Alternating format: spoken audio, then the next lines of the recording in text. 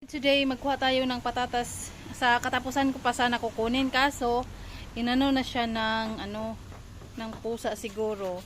Ito may meron na tayong maliit na patatas, so bubunutin ko sana siya sa katapusan ngayon na lang. Then ito na ang itsura niya ngayon kasi siya naalagaan kay numalis kasi kami. So bubunutin na natin siya. Ayan ang patatas na. Maliliit pa talaga. Kasi hindi pa siya hindi pa siya tama ba. Ayan oh, sayang. Meron pang mga patatas.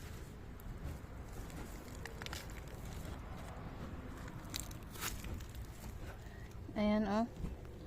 Maliliit. Tamam, let's start. Sayang. Tamam ate, tamam. Ito yung pangalawa nating potato. Ayan oh. Ayan. Uy, malambot siya.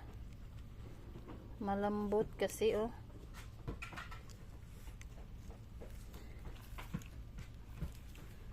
Magbubunga pa sana ito ng marami. Kaso inano na kinubkub. Yes ate, wait.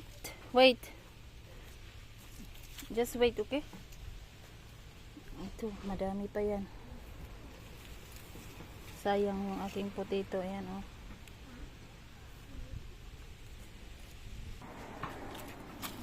Ang ating pang-apat na potato. Ayan, ito medyo malaki-laki.